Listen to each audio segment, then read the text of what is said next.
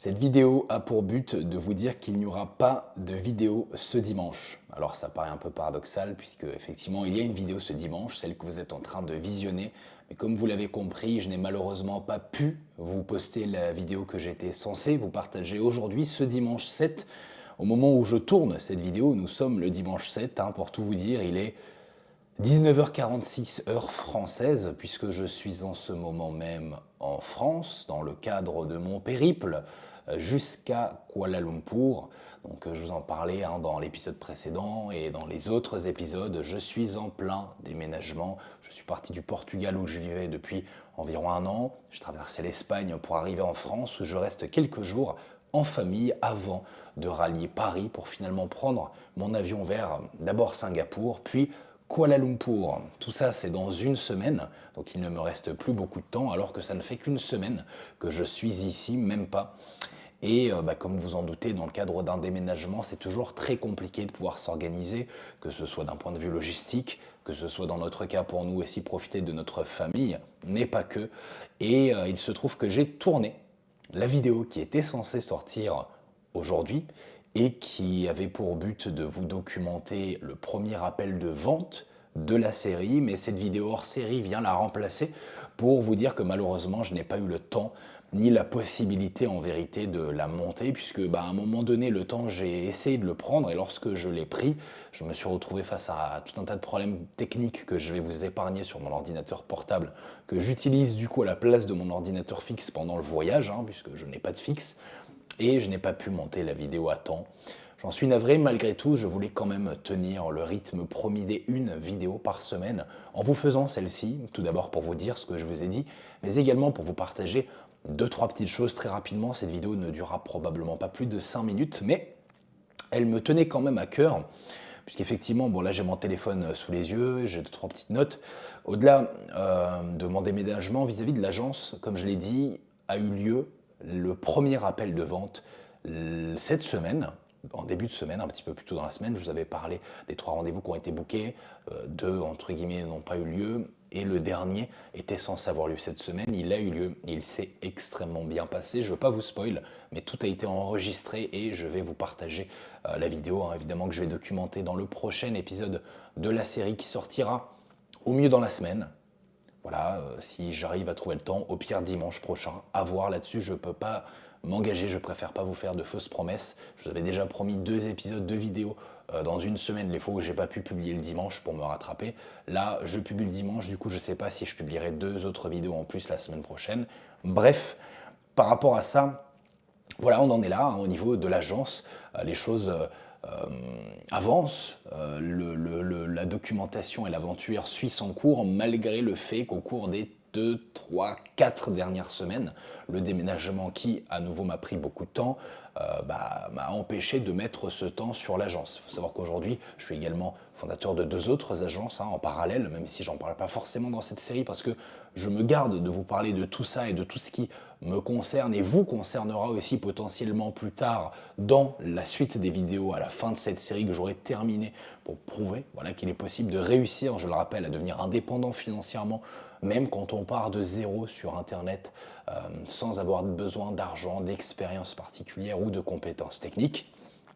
Et donc on arrive bientôt au terme de cette fameuse série de documentation, puisqu'avec la signature potentielle de ce client, l'objectif d'atteinte de l'indépendance financière aura été fait. Est-ce qu'après, je continuerai de vous montrer, comme je vous l'ai dit, l'envers du décor, des coulisses de cette série, de cette agence? Surtout, je ne sais pas, on verra peut-être. Moi, mon but, c'était vraiment vous prouver, qu'en l'espace de quelques jours, en quelques semaines, on pouvait, en partant de zéro, signer ses premiers clients et générer ses premiers milliers d'euros. Après, c'est juste une question de répétition. Une fois qu'on l'a fait une fois, on a réussi à signer et à closer un client une fois, techniquement, si on l'a fait une fois, on peut le faire 2 fois. Si on le fait 2 fois, on peut le faire 3 fois. Si on le fait 3 fois, on peut le faire 4 fois, etc., etc., etc. Également, j'en profite pour vous toucher un mot sur un sujet qui n'a rien à voir avec tout ça, mais qui est lié d'une certaine façon et qui va davantage être sur le plan personnel, qui encore une fois déborde toujours sur le plan professionnel et inversement. Pour vous dire que en revenant en France, j'ai pu naturellement être confronté à nouveau à un environnement différent de celui que j'avais l'habitude d'avoir lorsque j'étais à l'étranger, expatrié au Portugal. Ça m'a rappelé à quel point c'est important, l'environnement. Et par environnement, j'entends évidemment le lieu où vous êtes, le cadre, le décor, mais aussi évidemment les personnes qui le composent, les gens qui y sont et qui vont avoir une influence sur vous, qui êtes aussi dans cet environnement.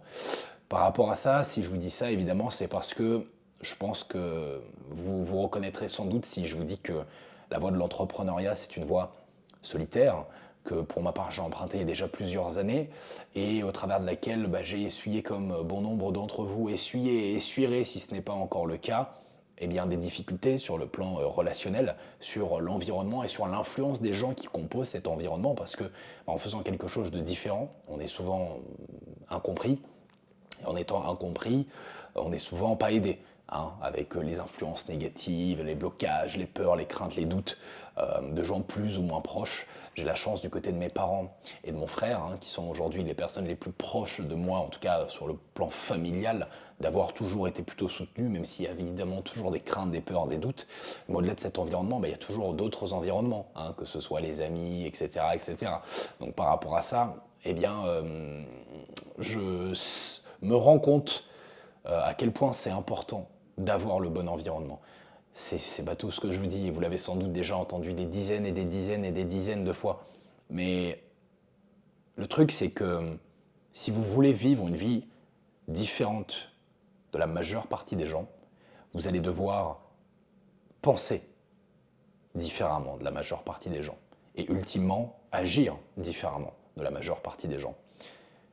Parce que si vous faites la même chose que monsieur, madame, tout le monde, si vous pensez de la même façon que monsieur, madame, tout le monde, eh bien vous serez monsieur et madame, tout le monde. Et le problème, c'est quand on fréquente monsieur, madame, tout le monde, les chances qu'on devienne monsieur, madame, tout le monde sont immenses. Et il faut parfois faire le sacrifice de se détacher partiellement ou complètement de monsieur et madame tout le monde si vous n'avez pas envie d'être monsieur et madame tout le monde. Cela signifie au pire eh bien, devoir se retrouver parfois seul, ou au mieux s'entourer de personnes qui ne sont pas monsieur et madame tout le monde, et qui sont là où vous voulez être, qui font ce que vous voulez faire, et qui sont ce que vous voulez devenir. C'est encore une fois évident, hein, et c'est plutôt bateau ce que je dis, mais pourtant ô combien important. Donc par rapport à ça, franchement, faites attention à votre environnement. Ne laissez rien passer de ceux qui ne vous apporteraient pas du bien, ni du positif, parce qu'on peut avoir des gens qui nous veulent du bien, mais qui ne nous apportent pas du positif. Et ne prenez de conseils, de recommandations et d'influence dans un domaine que de ceux qui sont bons dans ce domaine. Si vous avez des gens autour de vous qui ne vous contrarient, qui ne vous aident pas et qui vous transmettent leurs peurs, leurs craintes, leurs doutes et leurs énergies négatives sur le business, par exemple, sur l'entrepreneuriat, et qui ne sont pas compétents, donc ne les écoutez tout simplement pas. Occultez, empêchez l'échange à ce sujet et ne parlez pas trop de ce que vous faites. Ça ne sert à rien. Parlez-en quand ce sera fait. Tant que c'est pas fait, même si vous en avez envie, même si vous êtes enthousiaste, ça ne servira à rien, je vous le garantis. N'en parlez qu'à ceux qui vous donneront de belles énergies pour entreprendre et pour faire ce que vous avez à faire. Les autres, passez.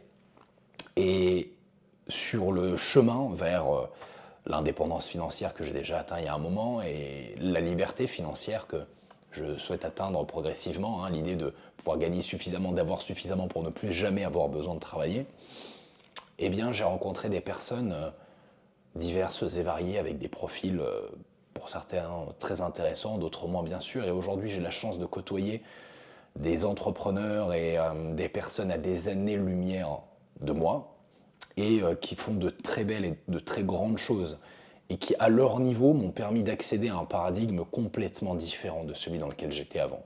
L'exemple que je prends souvent, c'est celui du fameux cap des 10 000 euros par mois. C'est quelque chose, voilà, quand on démarre, quand on débute, qu'on a souvent en tête comme un truc quasi inaccessible. En tout cas, je sais que c'était le cas pour moi à mes 19 ans. Je me disais, purée, gagner 10 000 euros par mois, ça doit être fou quand même. Surtout jeune. Et tellement fou qu'en fait, j'en doutais. Je me demandais si c'était vraiment possible, s'il existait des gens qui réussissaient à gagner autant. Alors je savais que ça existait, mais j'arrivais pas à le rationaliser, à le projeter. Aujourd'hui, 7 ans plus tard, gagner 10 000 euros par mois, pour moi, c'est inconcevable. C'est ce que je considère comme étant vraiment moins que le minimum absolu. Et ce shift de mindset, de paradigme, ne m'a pas pris 7 ans. En vérité, il m'a pris que 2, 3, 4 ans tout au plus. Et ce qui a grandement contribué à ce qu'il ait lieu, c'est l'environnement. Et dans l'environnement en particulier, les fréquentations, les influences et les personnes dont je me suis entouré.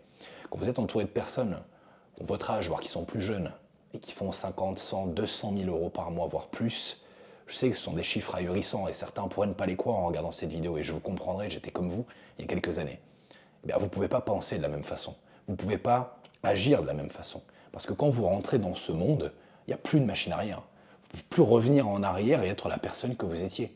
Vous ne pouvez plus penser comme vous pensiez, vous ne pouvez plus agir comme vous agissiez. C'est impossible. À moins d'être dans le déni, de ne pas regarder la réalité en face et de reprendre le cours de votre vie, ce qui était pour moi impossible. Maintenant, ce n'est pas qu'une question d'argent. Ces montants, ces sommes ahurissantes que je vous donne ne sont pas là pour illustrer ce que vous devez viser ou avoir. C'est pas ça le sujet. Le sujet, c'est juste de se dire qu'il existe un monde, invisible à la plupart, mais qui pourtant est bel et bien là, et qui vous permet d'accéder à une infinité d'opportunités. D'opportunités, évidemment, de liberté, et pas juste d'argent. La liberté de pouvoir faire et être ce que vous voulez, sans avoir à rendre de compte à personne. Prendre un billet d'avion si vous voulez prendre un billet d'avion, faire plaisir à vos proches si vous voulez faire plaisir à vos proches, voyager, faire le tour du monde comme j'ai la chance de pouvoir faire aujourd'hui, travailler n'importe où ou ne pas travailler du tout. Bref, vous avez compris l'idée. Et je termine en vous partageant un petit framework que j'ai récemment inventé, on va dire, concernant la notation, c'est pas très joliment dit comme ça, mais que vous allez pouvoir attribuer aux gens que vous ne connaissez pas pour déterminer leur valeur, leur qualité humaine. Je sais que ça peut paraître encore une fois assez prosélyte et pas très joli, mais si vous avez une personne en face de vous qui n'est pas capable de dire pardon, merci et félicitations, elle n'a pas à être dans votre vie. Le fait d'être en mesure de savoir s'excuser, c'est avoir la maturité intellectuelle de reconnaître ses torts et de demander pardon pour le tort qu'on a fait à l'autre.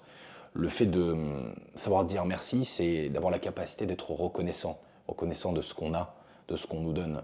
Et enfin, le fait de féliciter, c'est, je trouve, une belle preuve de compassion et d'empathie de ceux qui veulent le bien aux personnes qui les entourent. Et si aujourd'hui les gens qui vous entourent ne sont pas capables de s'excuser, de vous demander pardon ou de vous féliciter, ils n'ont rien à faire dans votre vie. Je vous laisse sur ces mots. J'espère que cette vidéo vous aura plu malgré tout. Et je vous donne rendez-vous très vite, au plus tard dimanche prochain, pour la suite de votre série, cette fois promis. Je vous garantis que l'attente en aura valu la peine, énormément de valeur dans le prochain épisode. Et puis on arrive bientôt au terme de cette série où on conclura par la réussite de ce challenge complètement fou que je me suis lancé cette année. De toute façon, il n'y avait pas d'autre option. Et puis j'ai hâte de ce qui arrive après. À partir du mois de mai, je serai complètement, définitivement installé et j'aurai pris mes marques à Kuala Lumpur, à l'étranger. Et à ce moment-là, la dimension que j'ai commencé à entreprendre, notamment sur les réseaux sociaux, dans le contenu que je partage et la valeur que j'apporte à l'échelle d'Internet, va prendre un tout autre niveau, un tout autre tournant. Je ne peux pas vous en dire plus pour le moment, je vous ai déjà un petit peu teasé auparavant, mais je vous garantis que vous voudrez rester connecté pour ce qui va arriver. Je vous remercie d'avoir regardé cette vidéo jusqu'au bout, je vous donne rendez-vous très vite, et d'ici là, comme d'habitude, prenez soin de vous.